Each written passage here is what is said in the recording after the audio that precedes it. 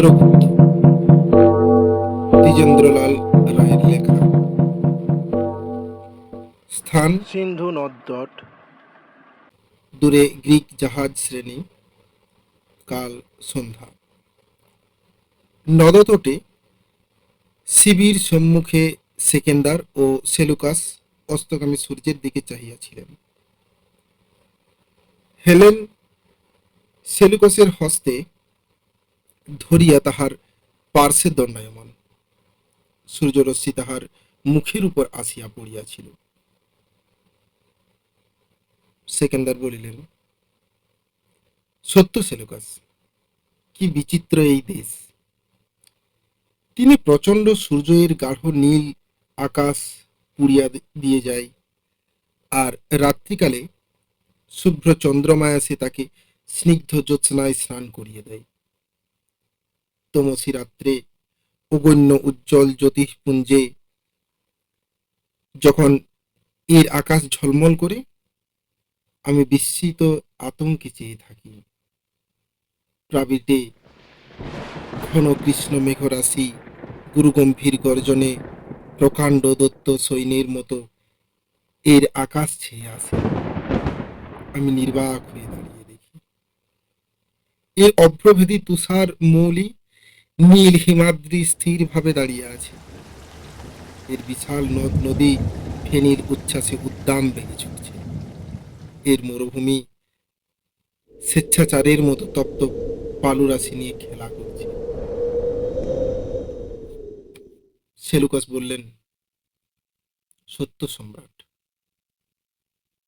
সেকেন্দার বললেন, কোথাও দেখি তালিবন গর্বভারে মাথা উঁচু করে দাঁড়িয়ে আছে, কোথাও বিরাট বট স্নেহ ছায়ায় চারিদিকে ছড়িয়ে পড়েছে, কোথাও মদমত্ত মাতঙ্গ জঙ্গম পর্বত সম মন্থর গমনে চলেছে, কোথাও মহাভুজঙ্গম অলস হিংসার মতো বক্ররেখার পড়ে আছে, কোথাও বা মহাসিংহ কুরঙ্গম মুগ্ধ বিস্ময়ের মতো নির্জন বনমধ্যে শূন্য প্রেক্ষণে চেয়ে আছে। আর সবার উপরে এক সৌম্য গৌর দীর্ঘকান্তি জাতি এই দেশ শাসন করছে। তাদের মুখে শিশুর সারল্য, দেহে বজ্রের শক্তি, চক্ষে সূর্যের দীপ্তি, বক্ষে বেতার সাহস। এই সূর্য পরাজয় করে আনন্দ আছে। পুরুকে বন্দি করে আনি যখন, সে কি বললে জানো? কি সম্রাট? আমি জিজ্ঞাসা করলাম, আমার কাছে কিরূপ আচরণ প্রত্যাশা করো? সে নির্ভীক নিষ্কম্প স্বরে উত্তর দিল, রাজার প্রতি রাজার আচরণ। চমকিত হলাম, ভাবলাম এ একটা জাতি বটে। আমি তৎক্ষণাৎ তাকে তার রাজ্য প্রত্যাবর্তন করলাম। সম্রাট মহানুভব, সেলুকাস বললেন। সেকেন্দার আবার বলতে শুরু করলেন, মহানুভব, তারপরে তার সঙ্গে অন্য রূপ ব্যবহার সম্ভব? মহৎ কিছু দেখলেই একটা উল্লাস আসে, আর আমি এখানে সাম্রাজ্য স্থাপন করিতে আসি নাই। আমি এসেছি শৌখিন দিগ্বিজয়ে, জগতে একটা কীর্তি রেখে যেতে চাই। সেলুকাস বললেন, তবে দিগ্বিজয় অসম্পূর্ণ রেখে যাচ্ছেন কেন সম্রাট? সেকেন্দার বললেন, সে দিগ্বিজয় সম্পূর্ণ করতে হলে নতুন দিক সৈন্য চাই। কি আশ্চর্য সেনাপতি! দূর মাসিরন থেকে রাজ্য জনপদ তৃণ সমপদতলে দলিত করে এসেছি। ঝঞ্ঝার মতো এসে মহাশত্রু সৈন্য ধূমরাশির মতো উড়িয়ে দিয়েছি। অর্ধেক এশিয়া মাসিডনের বিজয় বাহিনীর বীর পদ ভরে কম্পিত হয়েছে। নিয়তির মতো দুর্বার, হত্যার মতো কোরাল, দুর্ভিক্ষের মতো নিষ্ঠুর। আমি অর্ধেক এশিয়ার বক্ষের উপর দিয়ে আমার রুধিরাক্ত বিজয় শকট অবাধে চালিয়া গিয়াছি, কিন্তু বাধা পেলাম প্রথম সেই শতদ্রুতিরই।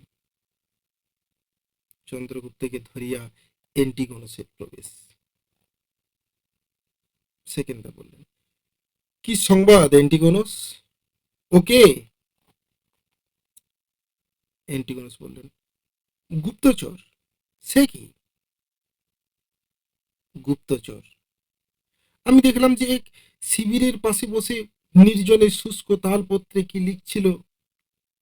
আমি দেখতে চাইলাম, পত্রখানি দেখালো, পড়তে পারলাম না, তাই সম্রাটের কাছে নিয়ে এসেছি। সেকেন্দার বললেন, কি লিখছিলে যুবক? সত্য বলো।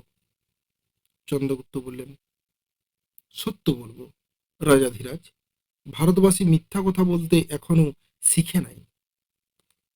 সেকেন্দার একবার সেলুকাসের প্রতি চাহিলেন, পরে চন্দ্রগুপ্তকে কহিলেন,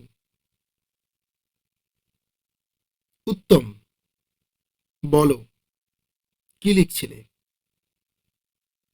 আমি সম্রাটের বাহিনী চালনা, বুদ্ধ রচনা প্রণালী, সামরিক নিয়ম, এই সব মাসাধিকাল ধরে লিখছিলাম। কার কাছে? এই সেনাপতির কাছে। সত্য সেলুকাস? হ্যাঁ সত্য। তারপর? তারপর গ্রিক সৈন্য কাল এ স্থান পরিত্যাগ করে যাবে শুনে আমি যা শিখেছি তাই পত্রে লিখেছিলাম। কি অভিপ্রায়ে? সেকেন্দার, সাহার সঙ্গে যুদ্ধ করবার জন্য নহে। তবে? তবে শুনুন সম্রাট, আমি মগধের রাজপুত্র চন্দ্রগুপ্ত, আমার পিতার নাম মহাপদ্ম, আমার বইমাত্র ভাই নন্দ সিংহাসন অধিকার করে আমায় নির্বাসিত করেছে, আমি তারই প্রতিশোধ নিতে বেরিয়েছি। তারপর? তারপর শুনলাম মাসিডন ভূপতির অদ্ভুত বিজয় বার্তা, অর্ধেক এশিয়া পদতলে দলিত করে নন্দনগিরি দুর্বার বিক্রমে অতিক্রম করে শুনলাম তিনি ভারতবর্ষে এসে আর্যকুলরবি পুত্রকে পরাজিত করেছেন। হে সম্রাট, আমার ইচ্ছা হলো যে দেখে আসি, কি সে পরাক্রম যার ভ্রুকুটি দেখে সমস্ত এশিয়া তার পদতলে লুটিয়ে পড়ে। কোথায় সে শক্তি লুকায়িত আছে? আর যে মহাবীর্য যার সংঘাতে বিচলিত হয়েছে, তাই এখানে এসে সেনাপতির কাছে ভিক্ষা চাইলাম। আমার ইচ্ছা শুধু আমার হিতরাজ্য পুনরুদ্ধার করা, এই মাত্র। সেকেন্দার সেলুকাসের পানে চাহিলেন। সেলুকাস বললেন, আমি এরূপ বুঝি নাই। যুবকের চেহারা কথাবার্তা আমার মিষ্টি লাগতো। আমি সরলভাবে গ্রিক সামরিক প্রথা সম্বন্ধে যুবকের সঙ্গে আলোচনা করতাম। বুঝি নাই যে বিশ্বাসঘাতক। অ্যান্টিগোনাস বললেন, কে বিশ্বাসঘাতক? সেলুকাস বললেন, এই যুবক। অ্যান্টিগোনাস, এই যুবক না তুমি? সেলুকাস, অ্যান্টিগোনাস, আমার বয়স না মানো, পদবি মেনে চল। অ্যান্টিগোনাস বললেন, জানি তুমি গ্রিক সেনাপতি, তা সত্ত্বেও তুমি বিশ্বাসঘাতক। সেলুকাস বললেন, অ্যান্টিগোনাস, তরবারি বাহির করিলেন। অ্যান্টিগোনাস ক্ষিপ্রতর হস্তে তরবারি বাহির করিয়া সেলুকাসের শির লক্ষ্য করিয়া তরবারি ক্ষেপণ করিলেন। ততোধিক ক্ষিপ্র হস্তে চন্দ্রগুপ্ত নিজ তরবারি বাহির করিয়া সে আঘাত নিবারণ করিলেন। অ্যান্টিগোনাস তাহাকে ছাড়িয়া চন্দ্রগুপ্তকে আক্রমণ করিলেন। সেকেন্দার, নিরস্ত হও। সেই মুহূর্তে অ্যান্টিগোনাসের তরবারি চন্দ্রগুপ্তের তরবারির আঘাতে পতিত হইল। সেকেন্দার চিৎকার করিয়া উঠিলেন, অ্যান্টিগোনাস! অ্যান্টিগোনাস লজ্জায় শির অবনত করিলেন। সেকেন্দার বললেন, অ্যান্টিগোনাস, তোমার এই অধ্যত্বের জন্য তোমায় আমার সাম্রাজ্য থেকে নির্বাসিত করলাম। একজন সামান্য সৈন্যাধ্যক্ষের এতদূর স্পর্ধা! আমি এতক্ষণ বিস্ময়ে অবাক হয়ে চেয়েছিলাম। তোমার এতদূর স্পর্ধা হতে পারে? তা আমার স্বপ্নেরও অগোচর ছিল। যাও, এই মুহূর্তে তো তোমায় নির্বাসিত করলাম। অ্যান্টিগোনাস দ্রুত চলে গেল। সেকেন্দার বললেন, আর সেলুকাস? তোমার অপরাধ তত নয়, কিন্তু ভবিষ্যতে স্মরণ রেখো যে গ্রিক সম্রাটের সম্মুখে চক্ষু রক্তবর্ণ করা গ্রিক সেনাপতির শোভা পায় না। আর যুবক? চন্দ্রগুপ্ত বললেন, সম্রাট? সেকেন্দা বললেন, তোমায় যদি বন্দি করি? চন্দ্রগুপ্ত বললেন, কি অপরাধে সম্রাট? সেকেন্দা বললেন, আমার শিবিরে তুমি শত্রুর গুপ্তচর হয়ে প্রবেশ করেছ, এই অপরাধে।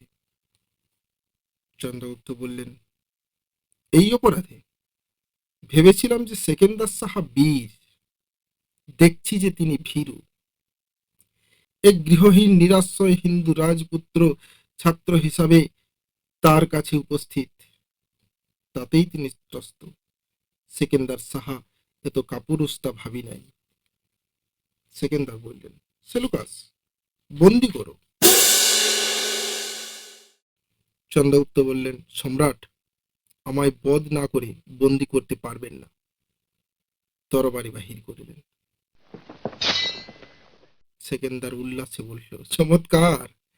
যাও, আমি তোমায় বন্দি করব না। আমি পরীক্ষা করছিলাম মাত্র। নির্ভয়ে তুমি তোমার রাজ্যে ফিরে যাও। আর আমি এক ভবিষ্যৎবাণী করি, মনে রেখো, তুমি ধৃতরাজ্যের উদ্ধার করবে। তুমি দুর্জয় দিগ্বিজয়ী হবে। যাও বীর, মুক্ত তুমি। এটা অষ্টম শ্রেণীর পাঠ্য বই থেকে নেওয়া। বন্ধু, তোমাদের কিরকম লাগলো একটু কমেন্টের মাধ্যমে জানাবে। আমার যদি কোনো জায়গায় ভুল ত্রুটি থাকে সেটা সংশোধন করার মতো করে কমেন্ট করো, যাতে আমি সেই জায়গাটা আবার সুন্দর করে উপস্থাপন করতে পারি। ধন্যবাদ।